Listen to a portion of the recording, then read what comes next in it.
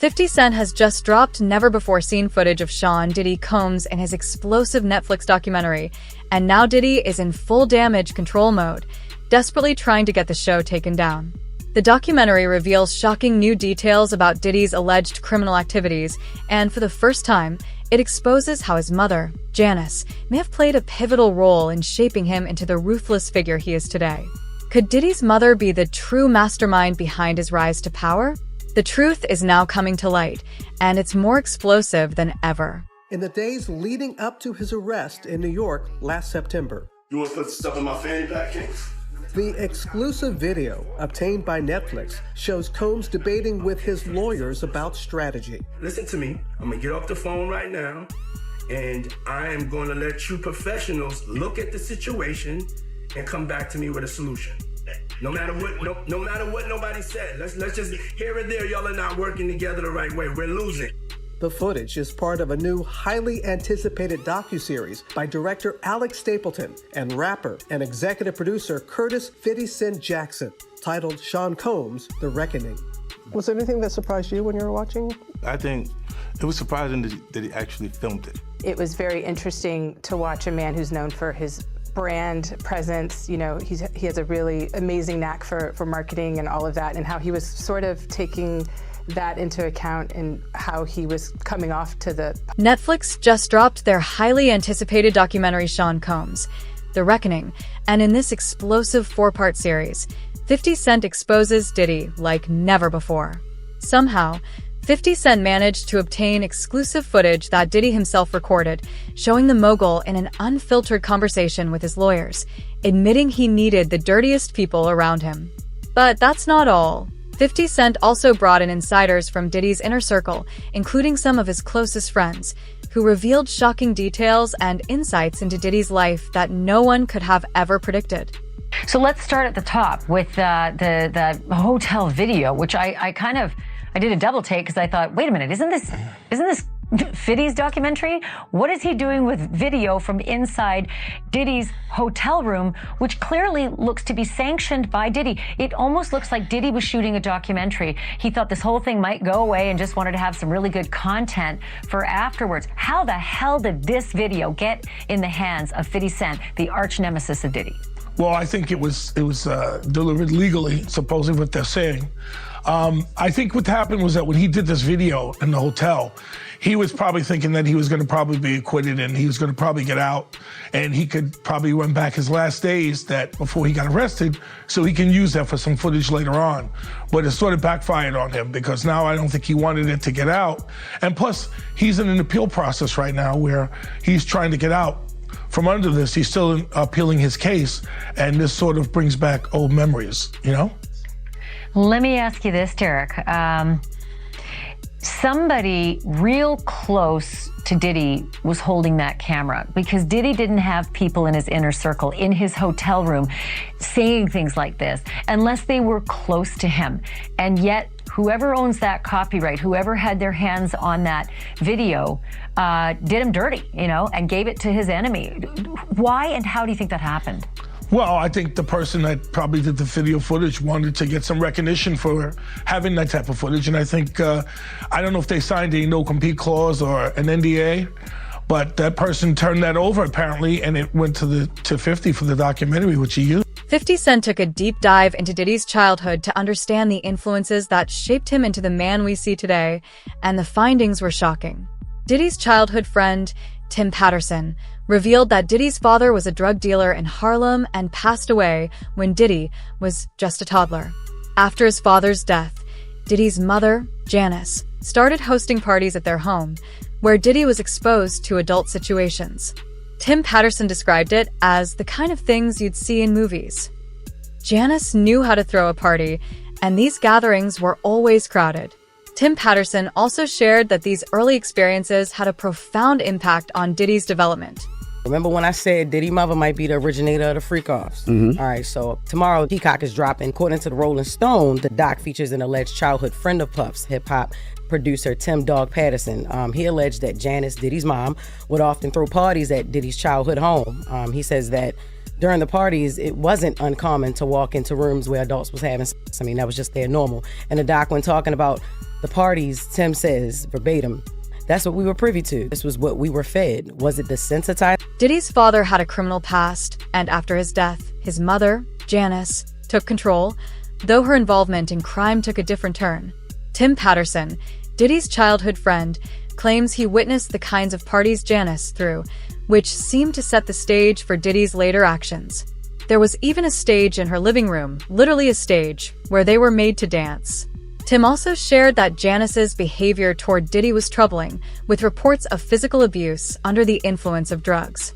These dark experiences during his upbringing had a profound impact on Diddy's development. You got to realize that, you know, he didn't get all this from his daddy because he didn't know his daddy, even though they try to say his daddy was some big time drug dealer in the whole 9 yards. You understand? He didn't get this from his daddy. You got to realize, man, you know, his mother had a modeling agency, and it was alleged that it was also Ladies of the Night, a prostitution ring too, or these ladies was doing things other than modeling. So the apple don't fall far from the tree.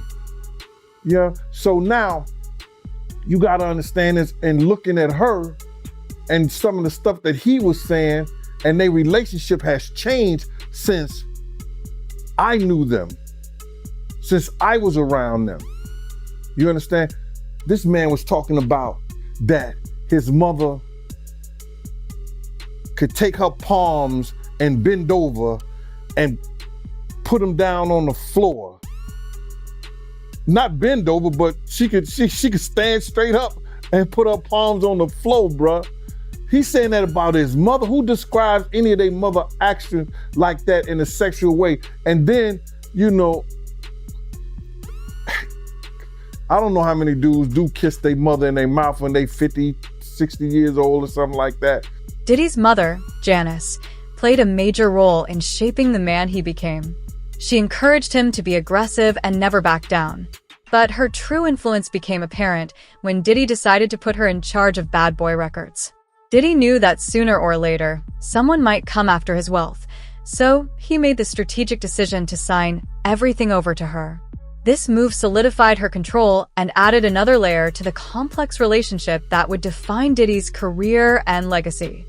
This is somebody who will do anything to basically get what he wants. He doesn't really care what effects or damage that causes to other people. And it's in different ways, right? Whether it's in the context of alleged abuse, business disputes, alleged sexual assaults, things that have been alleged in the civil lawsuits against him. And I think with Burroughs, it was really, kind of seemed to strike that theme as well, because he's saying, he had forced me out of the stake of my company. You know, he had to deal with things like homelessness, while in the 2000s and 2010s, Diddy was really prospering, music, business, fashion.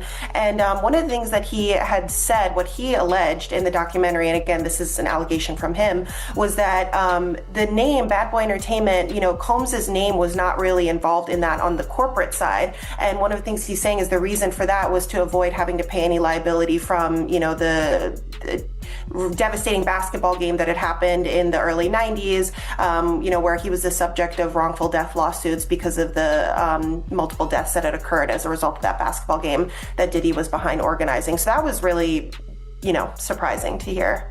The documentary also sheds light on Diddy's involvement in a tragic incident that resulted in the death of 9 people during a stampede in 1991.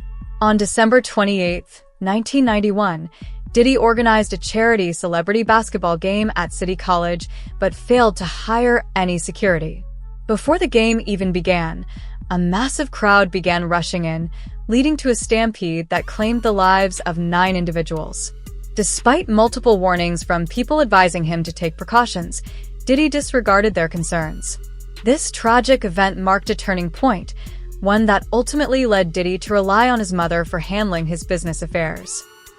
So the backstory is that he didn't appreciate the friendship that was forming between Biggie and Tupac, and therefore, that's where his alleged involvement came in. And then when, in terms of the non-payment, I think that was also a really shocking moment as well, because that's something we saw happening over and over in the documentary. Multiple people who were saying, I was cheated out of my share in the company. I wasn't paid hundreds of thousands of dollars. And allegedly, that's sort of how he treated the artists that were on his label. So again, it's the theme of always wanting to be number one and,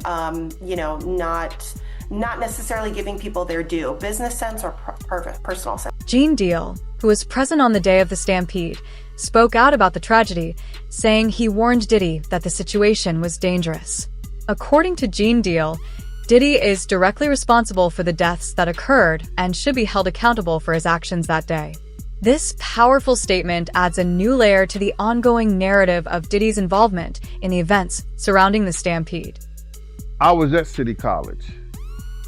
You understand? I was there. I was doing security. My team was supposed to have the outside. Puff came to me the day before we were supposed to do the job there and told me that Heavy D didn't want us to do the security outside. I had 18 men ready to do the security outside with my dogs like I always do. People knew how we used to roll. We would have the pits, the Rockwilders, you understand? We had that outside locked up. So anybody try to bum rush, anybody do that, we had the gates, the whole 9 yards. So we could stop all that. You know how people gonna get down in Harlem. You understand? So, and then when you got LL Cool J, you got Mike Tyson coming through there, and they coming through the front door so people see them. So they gonna go crazy. LL was the hottest thing out at that time. Mike Tyson was the hottest thing out at that time. They got all kinds of stars and people in there already. They was coming through the back. They came through the front. And it caused the door to be bum rushed. But if they had the gates up, if they had the dogs, and with the help of the police, that shit would have never happened, bro. That shit would have never happened. I was there, I saw it. I saw Jessica run down the steps after she grabbed the money box because my man Eddie was protecting her. And Eddie's the one called me on the walkie-talkie and said, yo, Jessica just locked me in outside the gym, Gene. You couldn't go down the steps after they bum rushed the door. You understand? I had to run around the whole gym on the outside, around the gym, down the steps, run across the basketball court, and open the front door. When I opened that one door, because it pushed inside, people start squeezing through that. Then I just kept doing the doors, and people was coming in there, falling dead, right out, just falling out right there. And once they got in there, they just fell out. It was crazy, bro. Diddy may be the public face of Bad Boy, but it's his mother, Janice, who truly holds the power behind the scenes. According to the interviews and never-before-seen footage that 50 Cent uncovered, Janice played a key role as one of the gatekeepers of Bad Boy's finances and the manager of its many controversies. Insiders reveal that Diddy didn't just sign critical documents over to her out of familial duty. It was a strategic move to protect his assets and maintain deniability when the pressure mounted. Boy, you think it's Diddy, it's Janice Combs. Janice Combs is Bad Boy. Man, you don't actually sign to Diddy. His name is on a dotted line, but you actually sign it to Janice Combs. Did he ever tell you why that is, or do you understand? Oh, now that I'm older, I know exactly what it is. It's a paper trail, so nothing can come bite me. If you come for me, you ain't coming for me. I ain't got nothing. You going to my mama. Good luck with it. The shocking part of this story is that after Diddy's father passed away, his mother began telling him he was the man of the house. According to reports from some of Diddy's closest childhood friends, this dynamic led to an inappropriate relationship developing between Diddy and his mother. Gene Deal, a close associate, even admitted that he suspected there was more to their relationship than what appeared on the surface. Janice, being a regular at all the parties, was fully aware of Diddy's actions, and Gene witnessed firsthand how Diddy interacted with her. It was Janice who, disturbingly, taught Diddy how to navigate these situations. But why you believe she knew about the freakos?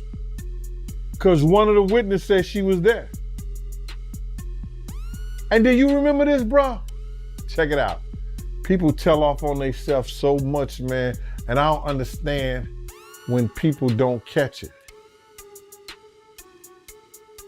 Diddy has said this. He said, when I give a party, I have to have an ambulance outside of the house.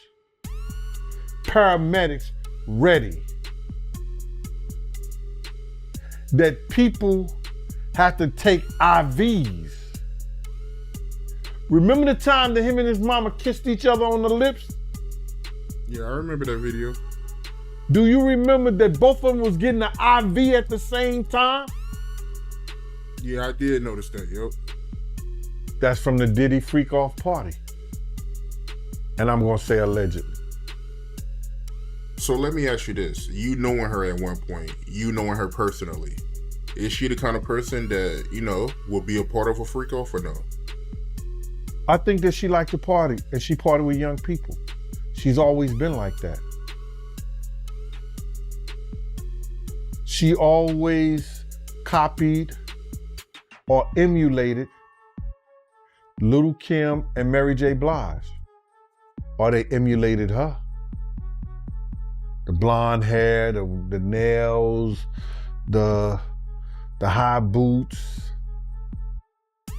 the age-appropriate, inappropriate clothing. The documentary also delves into a much more extreme and chilling allegation that Diddy may have been responsible for the murders of both Tupac Shakur and the Notorious B.I.G., two of the biggest icons in hip-hop. In interviews with detectives who were assigned to Tupac's case, they revealed there was overwhelming evidence linking Diddy to the murders. However, the investigation was never able to move forward because nearly everyone Diddy worked with was too intimidated to testify or reveal what they knew. Let me ask you this. I get it. When you have a case that's 5 years old, it's hard to get overwhelming evidence that meets the burden of proof beyond a reasonable doubt. When you have cases this old, no matter what Fiddy has found out and put in this documentary, do you see it at all ever possible that Diddy could be involved in a murder trial when it comes to Biggie and Tupac?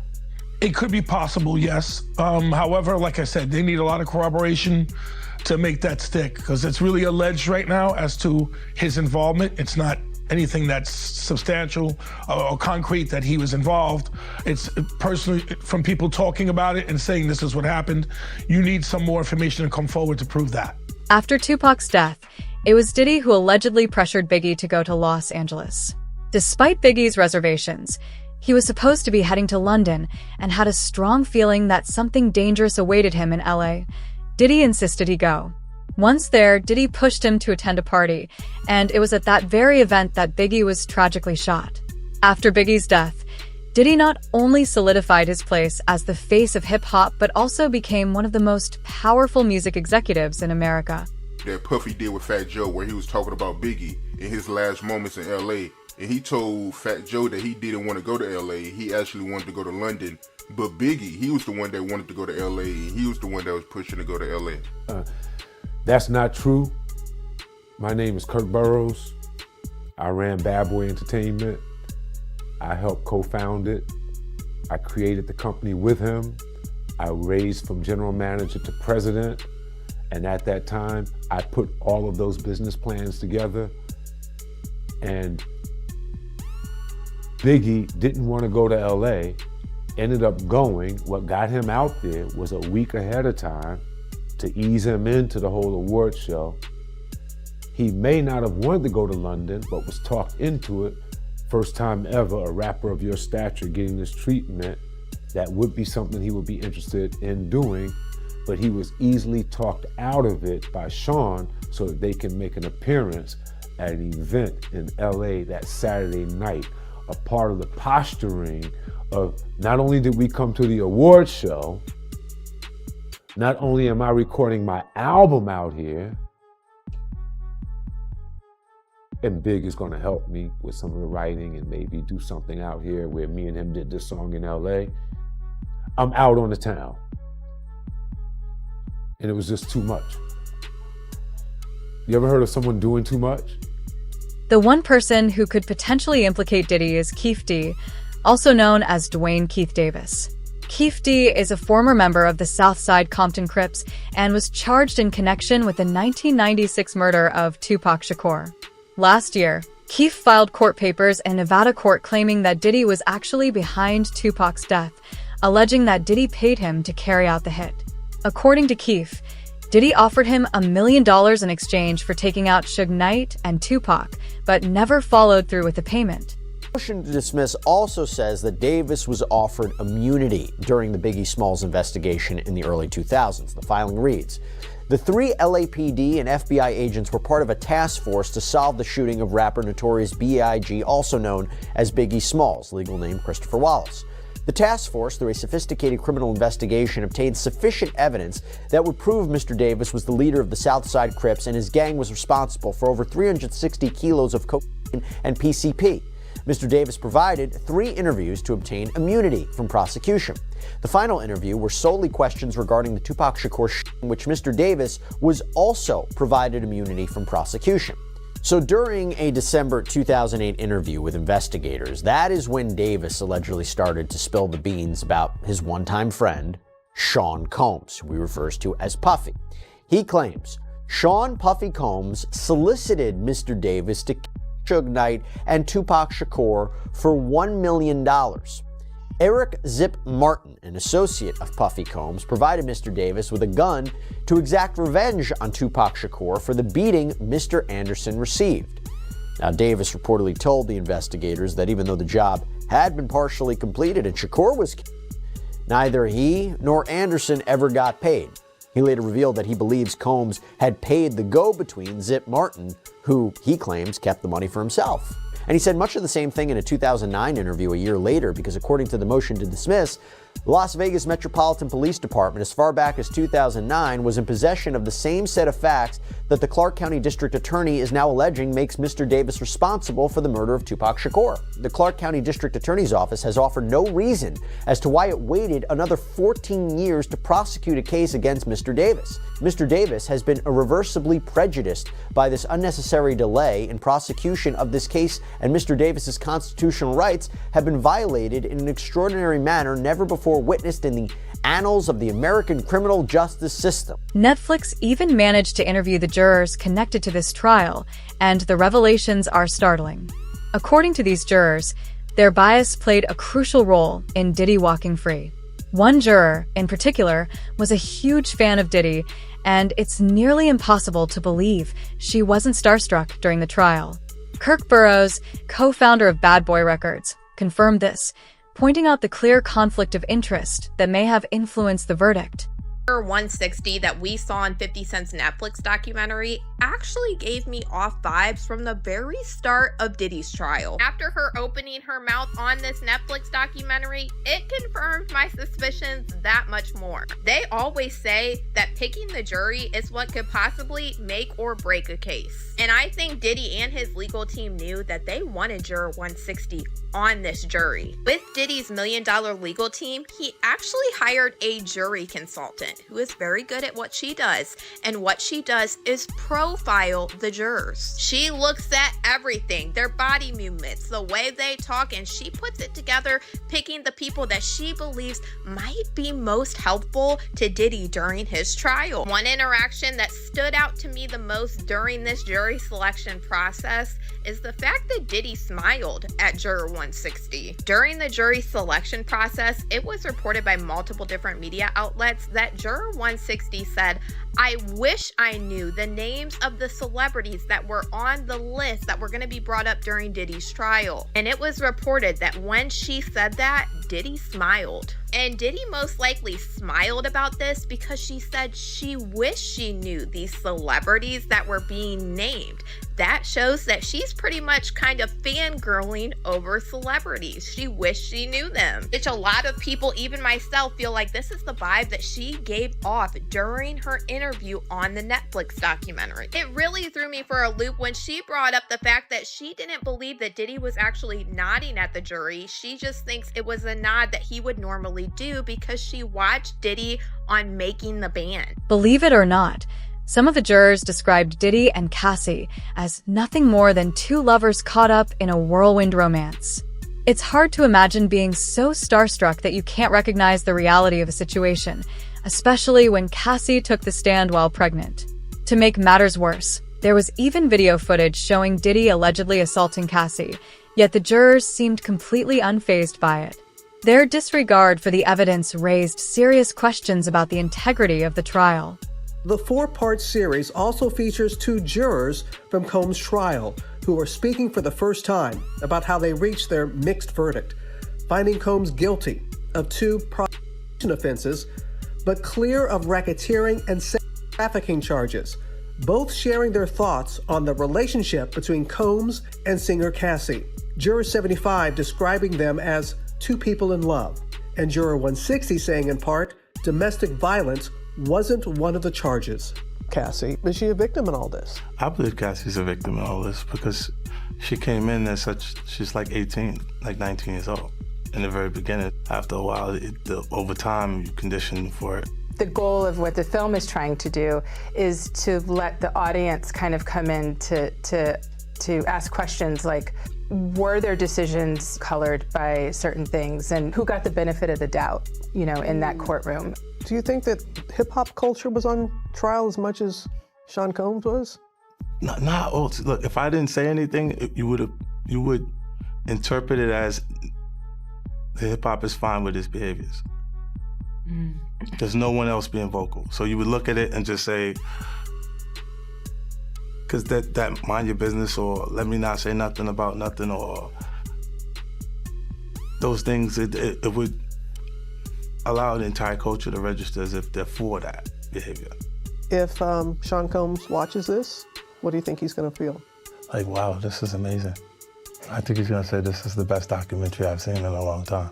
Because you'll see people saying that. I mean, he may feel a different way about pieces and bits of it, but he knows the truth. I think he'll see the truth in it. Diddy is now gearing up to sue 50 Cent and Netflix, desperately trying to get the documentary removed. Ironically, the only reason 50 Cent was able to obtain this exclusive footage is because Diddy was too cheap to pay the videographer. Had Diddy paid his employees on time, this entire documentary might have never seen the light of day. Now, Diddy's legal team has sent a cease and desist letter to Netflix in an attempt to block the release. It's not surprising that Sean Combs and his team are not happy about this, okay? Which now we go back to the C&D letter, the cease and desist letter that Combs' lawyers sent to Netflix's chief legal officer. That's what I want to focus on now. Okay, so according to attorney Michael Tremonti, they had already sent a cease and desist letter to the streaming service in July of 2024. This is before Combs was even indicted. But now they send this new letter on December 1st, the day before the documentary was set to be released, and essentially calling it a hit piece. Quote, first, Netflix's promotion of the program as a documentary is fundamentally misleading. In truth, the program is a hit piece. It was conceived and produced by Curtis James Jackson, aka 50 Cent, whose irrational fixation on destroying Mr. Combs' reputation is a matter of public record. The evidence of Mr. Jackson's vicious animus against Mr. Combs is overwhelming. He has been trolling Mr. Combs on the internet and social media for years and has made a career of attempting to defame, belittle, and provoke Mr. Combs and turn the public against him.